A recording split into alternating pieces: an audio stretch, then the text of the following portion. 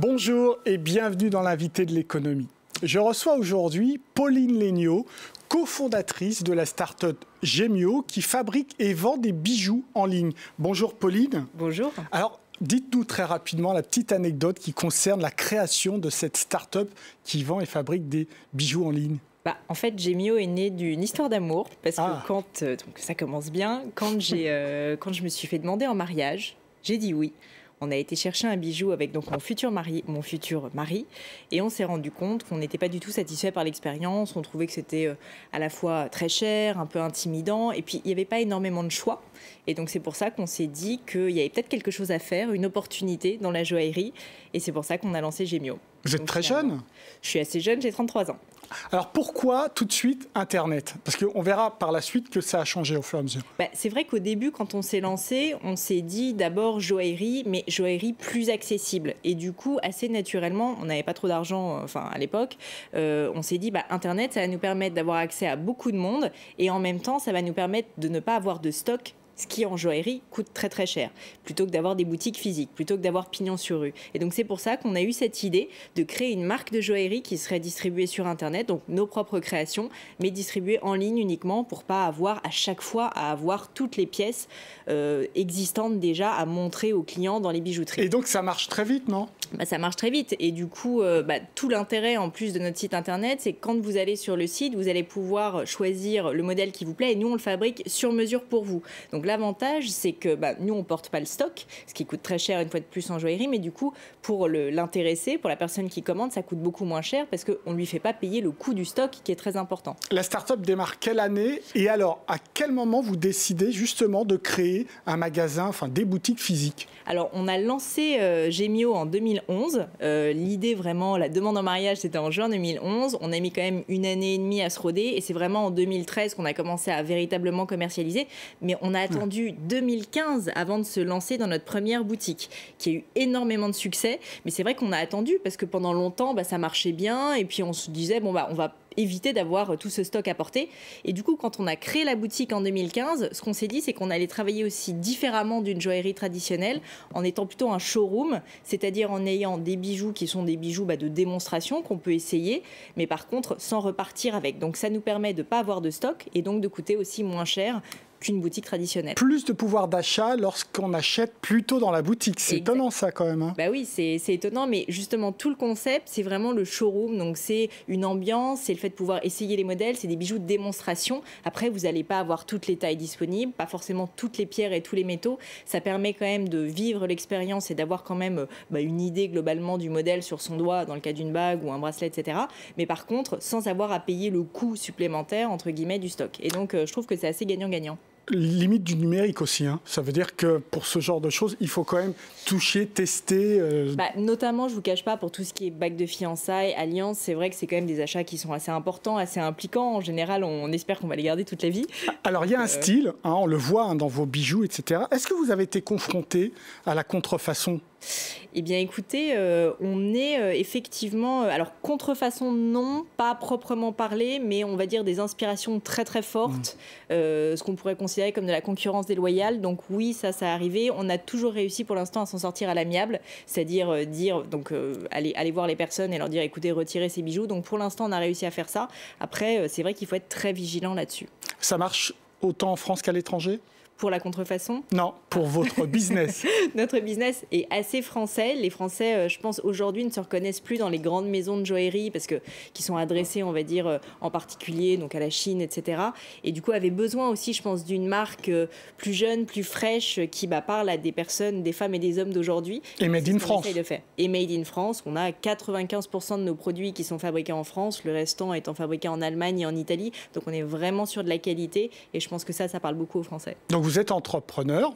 Ouais. On peut dire entrepreneuse, ça vous... Entrepreneuse, ça va bien, vous inquiétez pas. Vous l'êtes. Donc vous avez un regard sur les difficultés des entrepreneurs. C'est quoi aujourd'hui votre regard ? C'est dur ou pas ? C'est jamais facile. En fait, ce qui est fou, c'est que quand je me suis lancée, je trouvais ça horriblement dur. Et en fait, plus les années passent et plus je trouve ça difficile. Parce qu'en fait, plus on a aussi de responsabilités et plus on a de pression. Et notamment, évidemment, tout ce qui est humain, c'est de plus en plus difficile. Au début, finalement, si on perd de l'argent, si on perd l'entreprise, c'est finalement, on peut finalement que se dire, moi-même, j'ai perdu mon argent et j'ai perdu mon temps. Mais bon, c'est pas si grave. Ensuite, quand on a des employés qui travaillent pour vous, c'est vrai qu'on a une pression plus forte parce qu'on a peur aussi, si jamais il se passe quelque chose. Et puis par ailleurs, c'est vrai que la pression fiscale, mais aussi surtout administrative, notamment sur tout ce qui est RH, c'est vrai que c'est quelque chose qui est très lourd en France et qu'on n'a pas forcément l'habitude de traiter quand on est un entrepreneur. Donc c'est un autre métier qu'on apprend, qui est plus un métier de gestionnaire. Et c'est vrai que c'est quelque chose qu'on a appris à faire dans ces 5 ans. Alors Pauline Léniaud, vous avez dit dans un certain nombre d'interviews que vous vous preniez pour Frodon. C'est le héros du Seigneur des Anneaux. Dans cette galère, vous lisez même des livres où on dit que c'est un combat, c'est une guerre.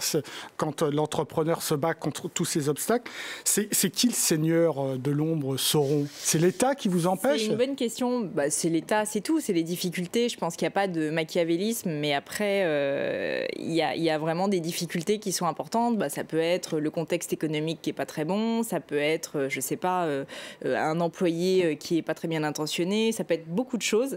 Mais disons que c'est vrai que je suis toujours étonnée par la difficulté de créer une entreprise. Et on la crée, mais ensuite, pour la faire grandir, c'est vraiment pas facile. Après, c'est aussi merveilleux parce que... oui, parce que vous n'avez pas l'air dans un état de dépression.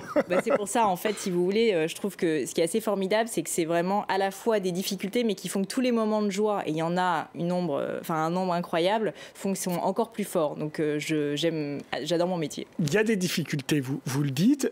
Est-ce qu'il y a des solutions que vous voyez là apparaître dans cette campagne présidentielle ?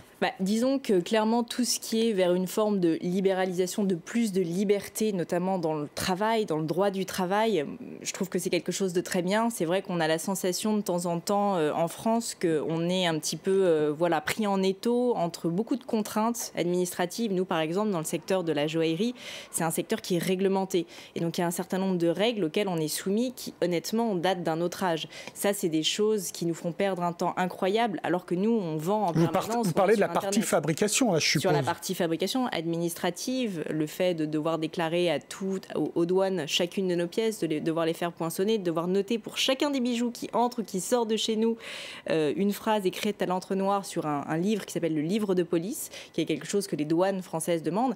Je comprends en fait l'idée derrière qui est d'éviter évidemment les abus, le recel, etc. Donc ça, c'est important. Après, c'est vrai. Vous savez qu'on parle quand même des diamants du sang, qu'il y a certains pays qui... C'est pour ça que je comprends la réglementation et son intérêt. Après, je pense qu'il y a un prisme, si vous voulez, aujourd'hui qui est vers un biais vers beaucoup de réglementation. Et je pense qu'il faudrait quand même essayer un petit peu d'assouplir certaines règles. Et dans le droit social, vous voudriez quoi avoir plus de facilité de licencier, c'est ça? Par exemple, ou en fait, je pense que créer... Moi, à la rigueur, j'aime pas licencier les gens, c'est pas ce qui m'amuse au quotidien. Mais par contre, en fait, réussir à inverser la sensation aujourd'hui qu'il y a un espèce de rapport de force permanent entre l'employeur et l'employé, alors que finalement, on est une équipe, on est là pour faire avancer l'entreprise ensemble. Et très souvent, parce que y a du chômage aussi, parce que le droit du travail est comme il est, les employés ont peur de perdre leur emploi et du coup se raccrochent à des choses et deviennent parfois agressifs vis-à-vis de l'employeur. Et l'employeur peut devenir agressif vis-à-vis de l'employé parce que chacun a peur. Combien de salariés chez vous? On est 23 personnes. Est-ce que vous pourriez encore plus embaucher ou est-ce que vous vous dites, non, moi, les contraintes, j'en peux plus, donc j'arrête? Bien sûr, nous, on est très vigilants. Malheureusement, en fait, sur les embauches, on aimerait pouvoir embaucher plus. Mais en fait, il faut quand même se dire qu'en France, chaque embauche est quasiment signée de son sang. Si jamais on embauche quelqu'un, il faut vraiment que ça soit quasiment une association. Évidemment, on peut licencier, mais ça coûte tellement cher de licencier. Quand on a une petite entreprise comme nous, c'est très, très difficile. Donc, on fait très attention. Et malheureusement, on est obligé d'être vraiment très vigilant. Et parfois, des personnes avec lesquelles on pense que ça aurait pu fonctionner, si on a un doute, en fait, on les embauche pas. Et vous entendez là des idées dans l'air de ces candidats qui vous sied pour votre entreprise? un exemple, par exemple, c'est vrai qu'on a beaucoup parlé des 35 heures. Je ne vous cache pas que nous, on est une entreprise sur Internet. On vend autant à 3 heures du matin qu'à 6 heures du soir. Et en fait, c'est vrai que les 35 heures dans l'économie numérique, c'est quelque chose qui est compliqué à comprendre. Moi, je comprends qu'on n'ait pas forcément envie de travailler 50 heures par semaine, mais je pense qu'il faut que les gens aient le choix, tout simplement. C'est une décision. Et si jamais ils le souhaitent, qu'ils puissent choisir de travailler plus que 35 heures ou plus que 39 heures. Et aujourd'hui, c'est vrai que c'est très compliqué et ça coûte très cher. Pour vous, c'est vraiment le totem, c'est les 35 heures, c'est ça qu'il faudrait casser? Entre autres, c'est quelque chose où c'est vrai que nous, on s'est rendu compte que c'était dommage parce qu'il y a certaines personnes, en fait, qui, du coup, ne progressent pas autant qu'ils devraient chez nous parce qu'ils sont aux 35 heures ou aux 39 heures et du coup, en fait, pourraient certainement apporter plus de valeur à l'entreprise, mais pour des raisons tout simplement juridiques, en fait, on ne va pas leur donner autant de travail que ce qu'ils aimeraient. Ils pourraient gagner mieux leur vie et nous, on pourrait plus les payer. Donc, je trouve que c'est quand même dommage. Et l'exportation, ça vous tente? Est-ce que là aussi, vous apprécieriez qu'on vous aide avec un guichet unique? Oui, par exemple. Alors, nous, aujourd'hui, c'est vrai qu'on a fait le choix déjà de se développer énormément en France ou en tout cas dans l'Union européenne pour des raisons notamment de dédouanement parce que la joaillerie, c'est quand même quelque chose qui est assez taxé. Donc, on essaye de faire attention à ça. Mais là aussi, typiquement, c'est vrai qu'on se rend compte que une aide à l'export, ça serait quelque chose certainement qui serait assez utile pour des petites entreprises comme nous. Et je suppose qu'une grosse partie de votre chiffre d'affaires, là, c'est en ce moment.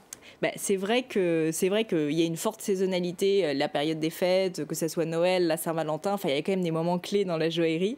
Et du coup, en ce moment, on travaille beaucoup. Et là aussi, c'est pareil, avoir le même nombre de personnes, finalement, c'est toujours plus difficile dans une période où on a beaucoup de pression, surtout si les horaires, en fait, sont pas forcément flexibles. Donc, c'est pour ça que, voilà, je pense que juste donner plus de choix, si les personnes ne veulent pas travailler plus, très bien, mais si elles le souhaitent, qu'elles puissent le faire. Alors, Pauline Léniaud, c'est le moment. Est-ce que vous avez un vœu pour 2017? Ah, c'est une bonne question. Un vœu pour 2017, je réfléchis. Je pense, moi, vraiment, ce qui me tient à cœur, c'est l'éducation et l'envie d'aimer l'entreprise. Et ça, c'est quelque chose que je trouve dommage en France. Souvent, les gens voient l'entreprise, et moi-même, j'étais la première dans ce cas-là, quand j'étais plus jeune, comme quelque chose d'un petit peu, quelque chose de méchant, quelque chose de dur, quelque chose de difficile. C'est Sauron, c'est ça, Sauron, finalement. Et je trouve ça dommage, parce que finalement, l'entreprise, elle crée des emplois. Ça peut être un endroit formidable où on s'éclate. Moi, je vois mes employés, la moyenne d'âge, c'est 27 ans. Ils adorent venir travailler chez nous, je pense. Et du coup, je pense qu'il faut aussi véhiculer cette idée positive que l'entreprise, elle crée de la valeur, elle crée de l'espoir. Et c'est ça aussi qui fait que la France va gagner et va devenir, et va rester, on va dire, une très grande puissance. Merci beaucoup, Pauline Léniaud. L'invité de l'économie, c'est terminé. Mais comme d'habitude, évidemment, vous pouvez retrouver l'invité de l'économie sur france24.com. Au revoir.